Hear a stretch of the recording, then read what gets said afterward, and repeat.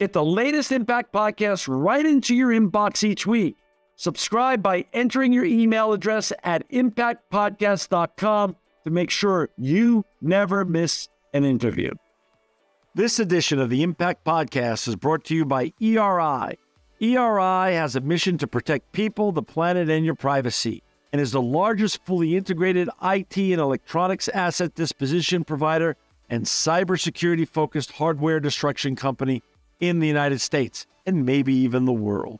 For more information on how ERI can help your business properly dispose of outdated electronic hardware devices, please visit eridirect.com.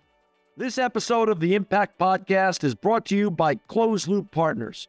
Closed Loop Partners is a leading circular economy investor in the United States with an extensive network of Fortune 500 corporate investors, family offices, institutional investors, industry experts, and impact partners. Closed Loop's platform spans the arc of capital from venture capital to private equity, bridging gaps and fostering synergies to scale the circular economy. To find Closed Loop Partners, please go to www.closedlooppartners.com.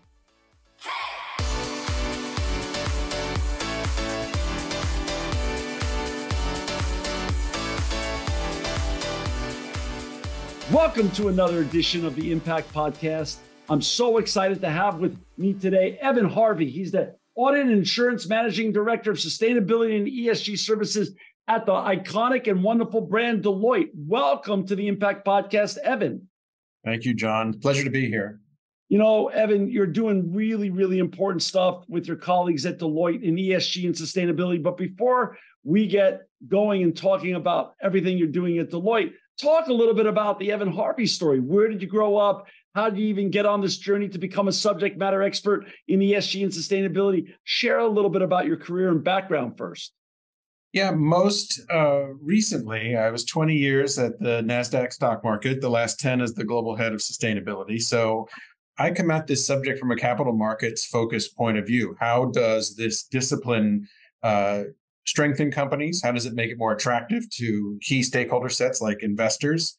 And how can you embed an ESG or sustainability mindset into the management of a firm that not only helps make money over the long term, but actually makes you more risk-proof over the long term? So to me, this has never been a choice between whether you are a sustainable company or a profitable company.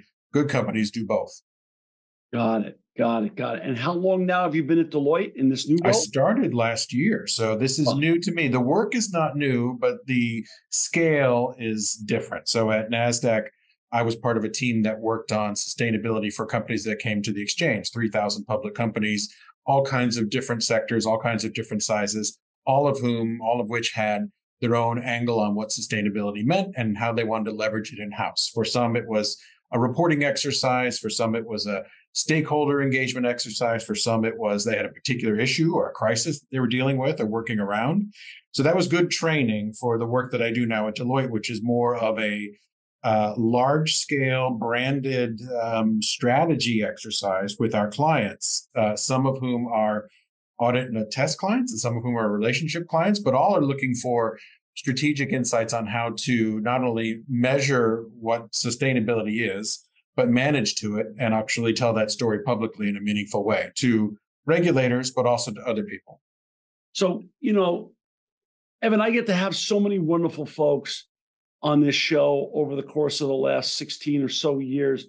But to many of our listeners, ESG is a new terminology. You're an ESG sustainability OG, someone who goes back 20 years focusing on this subject matter. Can you first tee up the macro part of this subject matter with regards to how the landscape of ESG adoption and acceptance and evolution has happened over the last 20 years and where we are today?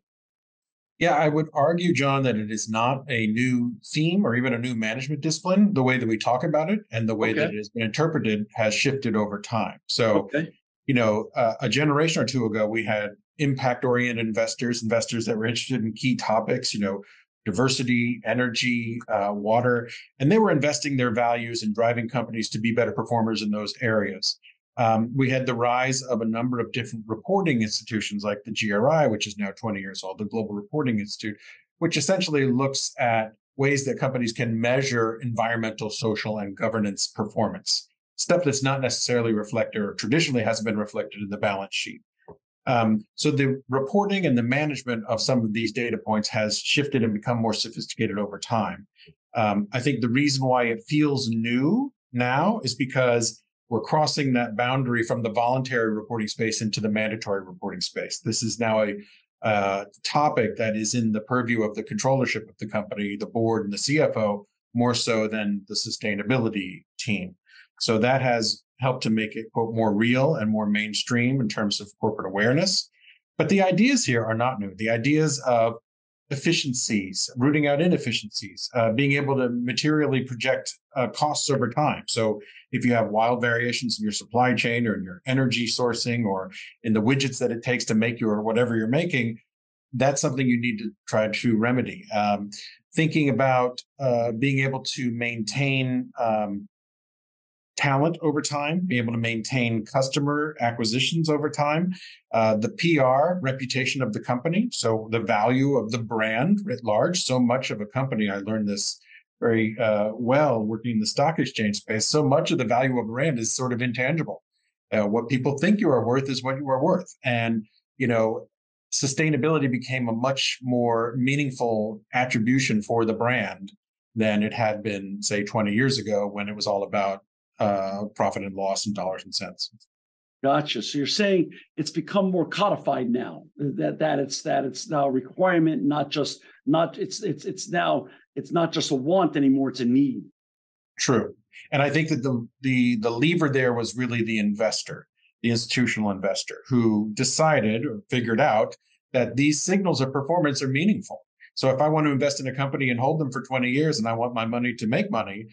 Companies that do this well, companies that manage for the long-term horizon, are inevitably more investment worthy than companies that are going to burn out in a quarter. And they're more also resilient, so they're going to sustain. So, since you brought up institutional investors, would then be the bellwether event, the Larry Fink email, letter to the world, letter to his investors, basically, and letter to his portfolio companies that basically laid out that it's no longer okay to just talk about sustainability and ESG goals. You now have to prove it up. And if you're not proving it up, you're no longer going to be a portfolio company, a BlackRock. Maybe I'm being a little bit harsh and reframing his terminology, but was that the beginning of institutions? Then once he set the table at BlackRock, then others followed from an institutional investor point of view. And that's what sort of moved this whole movement in the right direction. Or am I missing it? Was it a lot of things before that as well? I think there were a few things before that. I mean, that certainly was a mover in terms of the conversation, the cultural conversation, because BlackRock is what they are. Right. But before that, we had investors that were particularly interested in exercising a moral judgment. They didn't want to invest in prisons or drugs or adult entertainment or other things where they just didn't want their money put to use in a way that was opposite from their values. And then we had a lot of companies or a lot of investors that were thinking they wanted to get out of apartheid companies or smoking or other things. They wanted to sort of exert a social value through where their investment dollars go. And it was a smaller part of the market, obviously 10, 15, 20 years ago, but those investors were in play. I think that one of the drivers of change recently, in addition to Larry Fink and the conversation, would be the rise of the PRI, the UN Principles for Responsible Investment, which is essentially a signatory pledge where institutional investors say, not only will we trumpet these values, but we will invest these values. So environmental, social, and governance excellence becomes a paradigm that attracts our investment capital. And, this movement now has, I might want to check my numbers, more than 1,500 institutional investors. Just about every investor on the planet of any size that you can think of is a member by signature of the PRI. So that commits them, at least on paper, and I think in action, to integrating these value lenses into how they create baskets of stocks and how they invest. So it's no longer just a bright algorithm around where value generation comes from using old signals. It is now, how can we bake in ESG metrics into that formula and create an even better estimate of return? What other global regulatory landscape issues are forcing companies now to do not only the right thing, but to report on it, besides the proposed upcoming SEC regulations, which seem to get the vast majority of the media attention, at least? I'll try not to drown you in acronyms, John. I mean, this is a space rife with them, but the CSRD, the Corporate Sustainability Reporting Directive, is an initiative in EU affecting EU countries that is essentially broader and more substantial sustainability reporting than even what's in the SEC proposal. The interesting thing about this, it requires a broad array of signals to be reported in the financial reporting itself. So not as a separate report, not as something that somehow is exempt from that kind of scrutiny. But a number of US companies are subject to this regulation, whether they know it or not. If you have it's a fairly low bar, but if you have operations and employees in a European Union country, then you are most likely subject to the reporting burdens in the CSRD. So while companies in the US are waiting a little bit on the sidelines for what the SEC will do in terms of its proposed climate rule, we have been advising clients that they should move forward because a lot of them are already subject to other disclosure paradigms elsewhere in the world. There's other more regionalized ones. There's a supply chain disclosure rule in Germany. There's an anti-human slavery and human capital rule that's in the UK. So there's pockets of, and there's even things happening in the States individually around ESG disclosure. So pockets of jurisdictional action around ESG, which should not keep a company from staying on the sidelines until the SEC manages to put out its proposal. When do you foresee that happening? And how much is that going to move the marketplace? Or is everybody already moving in transition now in anticipation of those regs getting published in the near future? I have no more insight into that than you do. When I worked at a stock exchange, I had no more insight into the machinations of the SEC than I do now. So I would hope soon. We expected it by now. There's been a vigorous amount of debate about the proposal.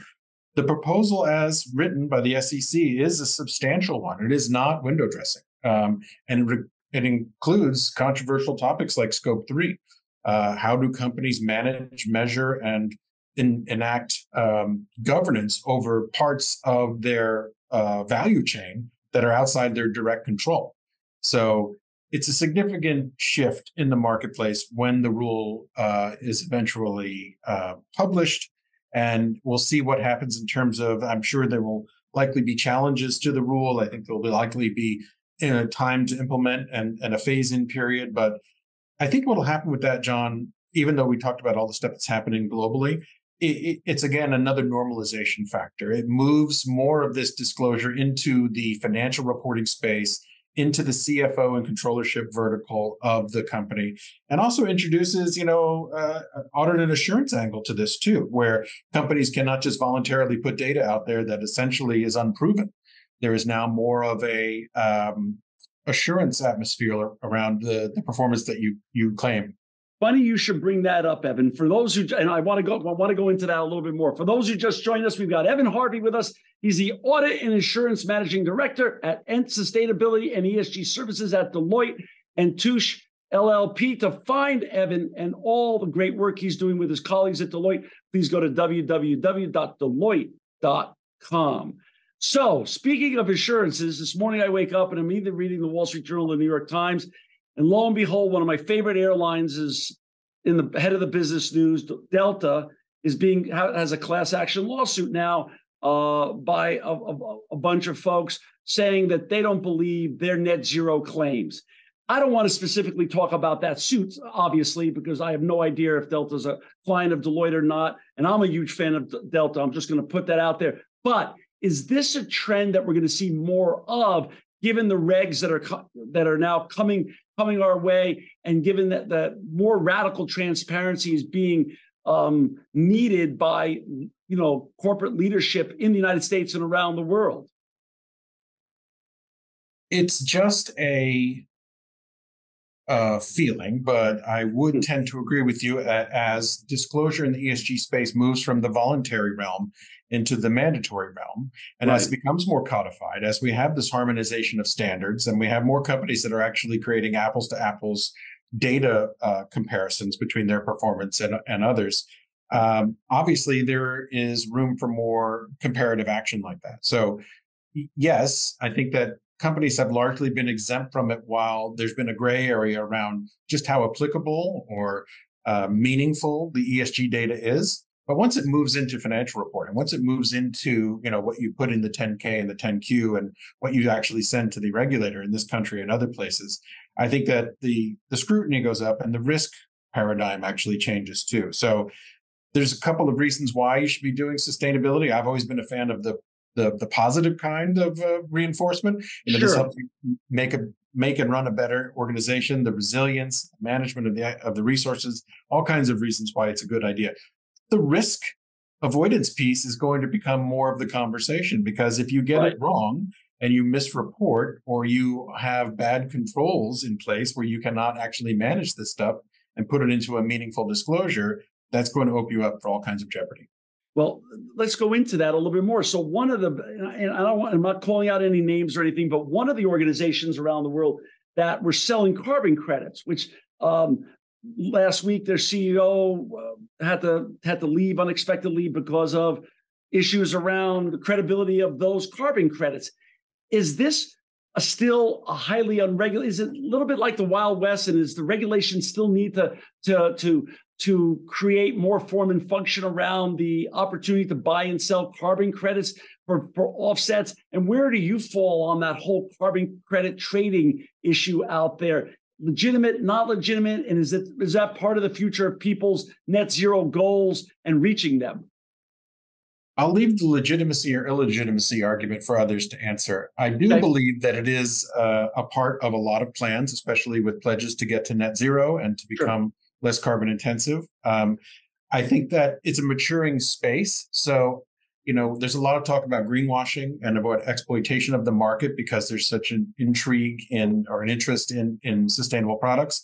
I think that as any fairly new area comes to maturity, there are going to be missteps. There are going to be, labels that don't quite fit. There are going to be methodologies that don't quite fit.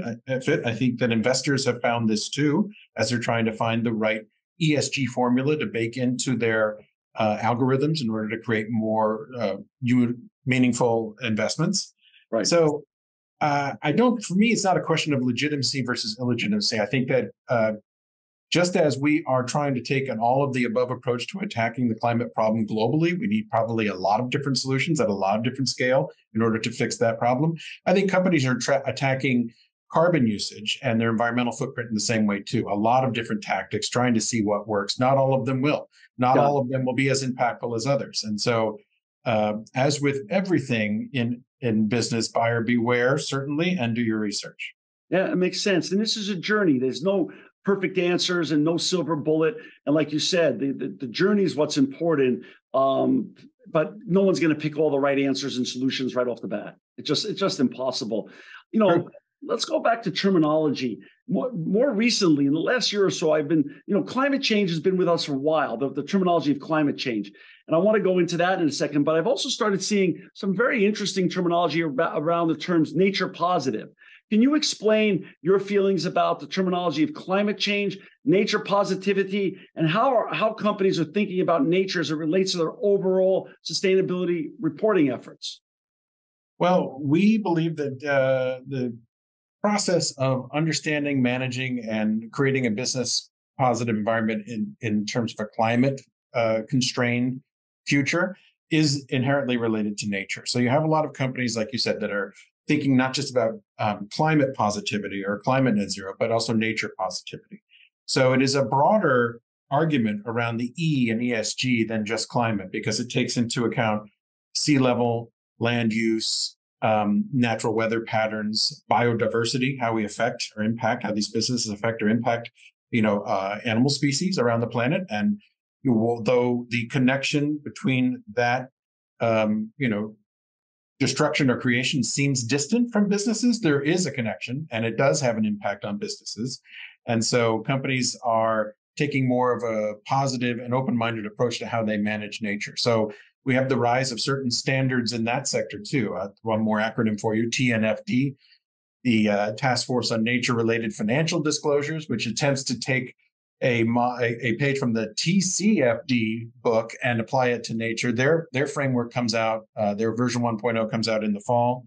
So that has a lot of attention right now. Biodiversity, how companies impact biodiversity wherever they have significant physical imprint or impact.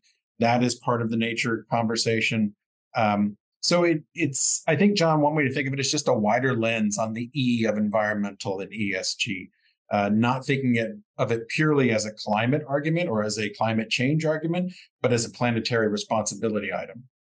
Well, then it's interesting. So a couple of days ago, I was watching a speech by no other than Arnold Schwarzenegger, who's very big. He's been very, whether people liked him or not, when he was the governor of California, he was very green and he was very focused on making the world a greener and more sustainable place. But he had an argument, and he knows something about marketing and brand building. He said he thinks we're making a gross error calling this whole movement, terming it in the terms of climate change. He said it's too fancy. He says we should just be calling it what it is: pollution. Pollution affects the environment negatively, and our goal is to reduce pollution. Are you moved by that argument? Does that make sense? Is it a simpler term for all of us to understand in terms of reduction of pollution instead of terming it climate change? Or what's your thoughts on what he was talking about? I'll answer it in this way. I mean, I agree with the impulse to try to simplify the messaging for people, because this is a topic and a practice that we need people to understand and not fear, and hopefully embrace in their personal lives and in their business lives. I think that calling it pollution limits the number of inputs that we need to look at when we're trying to figure out how the system is working or not working. Pollution is a byproduct of a system that is generating a certain amount of environmental impact. If you can lower the impact at the source, if you don't create the pollution in the first place, then you don't have a pollution remediation problem on the other side. So I like the idea of trying to lower natural consumption, lower the actual resource drain at the outset, as opposed to trying to fix it on the once it's out into the atmosphere side. So yes, pollution and water clarity and cleanliness and potability, those are all parts of what we're talking about, but I think it only tells half of the story. Understood. Deloitte is one of the most iconic and wonderful accounting brands on the entire planet. And obviously, accounting has to do with numbers. And when we're talking about ESG and sustainability, part of it is measuring where folks are and where they need to be, and then basically helping them manage it better, which then also makes what they're doing more transactional in terms of brand building, goodwill, and things of that such. Let's go to one of the hottest topics that are right now in the business media and things of that such, the issue of AI. How much is AI going to play a role now and in the future with regards to helping predictive analytics around, as you were just mentioning, weather patterns and other things that affect people's sustainability abilities and ability to track what they're doing and track it well? Is AI going to play a role in ESG and sustainability reporting in the future? It's a fair bet. I think it's potentially a significant transition in how we process data, how we, like you said, how we manage analytical inferences based on that data, in terms of how we do more with less, how we can take machines and essentially process more information and create hopefully more meaningful and strategic outcomes, as opposed to plowing through it by hand with a pencil and a slide rule. So there's no doubt that it will have an impact on that side. There are legitimate concerns, obviously, on the other side. There are these algorithms are programmed by people, so they might be inherently, as flawed as people are in some ways. You can build the same kinds of prejudicial information into an AI model as you could into a human model. So I would argue that it will speed things up, and it'll help us do something, John, in ESG, which has eluded us for a long time, which is the forecasting part. A lot of ESG data is sort of looking backward from a point in time. This was our performance last year, the year before. Here's our trend up now. We haven't been great at trying to model future performance based on where we are. And I would hope that an artificially intelligent model would help us to create more meaningful forecasting around how changes in corporate behavior or corporate performance, resource usage, technology, innovation, things that might improve things more generally, how we can forecast what the future looks like using that technology more so than we do now, which is dependent on historical factors. Understood. I'm going to give you a scenario. Let's say I'm a Stanford engineer graduate, and I put my head down and I created the next greatest widget. And my company's growing and growing and growing. And finally, I go public. And now on the marketplace, on the public markets, it's worth $100 billion. But because I've had my head down for the last 15 years, Evan, I know nothing. I mean, I am void of any information on good ESG and sustainability behavior. And because we went public, Deloitte is our accountant. And so now I'm in your presence up in Deloitte's offices, and I'm looking for guidance and advice on where to start my journey and why, what are the benefits of a good sustainability strategy? Because I know I created the world's next greatest widget, and that's why my company's worth $100 billion. But I don't know, I'm not convinced of anything about why I should have a sustainability strategy. Tell me why. Well, being an audit firm primarily and an accountancy, we would start with the numbers. So we've done surveys on this. This sustainability action report, which I think was done last year, established some pretty clear priorities in the space and why you would do this work. 52% of the respondents said that it was about talent attraction and retention. You just can't hire and keep people if this isn't a priority or a value for the company anymore, especially if your performance record is negative. It's very difficult to find and keep people. Right. Increased efficiency and ROI, an old school argument, but still a good one. We could talk about carbon or water or other aspects of ESG that seem unique, but it's all about commodity preservation. How do we actually do more with less? And how do we make our cost per whatever we make as efficient as possible and as resource unintensive as possible? And then 51% saw it as a stakeholder trust engagement exercise, building stakeholder trust. So I would argue investors are very high up that list, but there are lots of other stakeholders that matter to a company. So the current and potential employees, regulators, executives and leaders, peers and competitors, nonprofits, NGOs, media, in terms of reputational space, PR. So there are lots of reasons why you would do this work. So I've always had pretty good luck with those arguments in terms of even the most hostile environments around, we just don't do ESG, we do old school business. And my point has always been ESG is pretty old school business. Right. That's great. How do you then help? Now I'm convinced. You've convinced me, and I agree that my life shouldn't just be about widgets. We have to make this part of our culture. How does Deloitte, and of course you and your team, help its clients, I be one of them if I have my widget company, turn these items that you've shared with me, these interesting and compelling reasons, into an action plan? First and foremost, we advise clients to get started right away, not to wait on the sidelines for some more meaningful regulation to force their hand.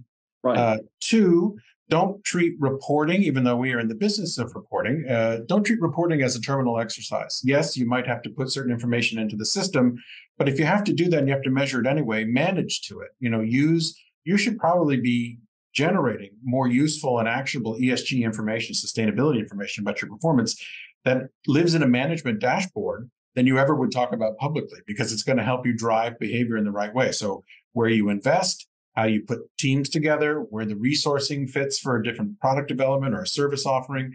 So ESG can help with all of those old school analytics too, just how you run the business.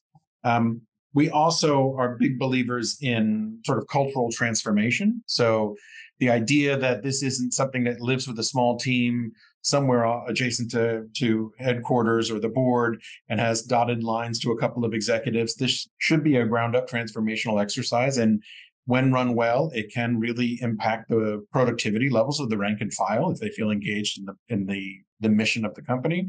Certainly helps, I believe, with investor dynamics, not only finding new investors that care about this topic, and as we talked about earlier, there are thousands of them that do, but also they keeps them around longer. Investor turnover is an expensive prospect. And, the more long-term holders you have who buy into your vision and you can articulate it with ESG 5, 10, 15 years into the future, as opposed to give me the next 6 weeks, that's a much more meaningful relationship. And I would hope a much more supportive economic position for companies in order to create, strong, robust economies that create jobs and all the other things. Got it. So, Evan, you've had a long career in ESG and sustainability, and it seems as though it's like your day has come. Like the world is really into it now more than ever before. That's what I've seen in my career doing what I'm doing in the recycling industry. So now you have this wonderful platform up at Deloitte, and you've been there a year or so. What's the horizon look like? What's next for you and your team at Deloitte in terms of ESG and sustainability? This is where I'm probably going to shock you. My vision of the future is that this goes away. And this is what I mean. It goes away because this just becomes good management. This just becomes how we run businesses. This isn't a separate category called ESG, and we have to do a separate board presentation and a separate report and a separate set of metrics that we have to send to a separate set of experts who care about this. But this is just rank and file management of a company and oversight and governance of a firm. So from the board down to the rank and file, it's just embedded in how we do business. So respect for resources, respect for people, respect for boundaries, respect for stakeholders, and trying to get the most out of all of the above in order to create the product or service that we do. That would be ideal in my estimation. Not that I want to, strip the ESG or sustainability label off of things, because I think, as you said, it's been a long time coming to prominence and to legitimacy. Yeah. But I think it gets even more legitimate when it loses the label and just becomes how we run companies. But I agree with you, but are we still quite a ways away from that? I can dream, can I, John? Yes, you can. Evan, you are just really a delight, and you are really one of the greatest experts in ESG and sustainability we've ever had on the show. For our listeners and viewers to find Evan and his great colleagues at Deloitte and find all the great work they're doing in ESG and sustainability so they can coach you too on what to do and how to get your company moving in the right direction with regards to ESG and sustainability, please go to www.deloitte.com. Evan, thank you for all the great work you've done over the last 20 years. Thank you for the great and important work you're doing at Deloitte right now. And thank you, more importantly, for making an impact and making the world a better place. My pleasure to do it, John. Thanks for the conversation. This edition of the Impact Podcast is brought to you by Engage. Engage is a digital booking platform revolutionizing the talent booking industry. With thousands of athletes, celebrities, entrepreneurs, and business leaders, Engage is the go-to spot for booking talent, for speeches, custom experiences, live streams, and much more. For more information on Engage or to book talent today, visit letsengage.com. This edition of the Impact Podcast is brought to you by ERI. ERI has a mission to protect people, the planet, and your privacy, and is the largest fully integrated IT and electronics asset disposition provider and cybersecurity-focused hardware destruction company in the United States, and maybe even the world.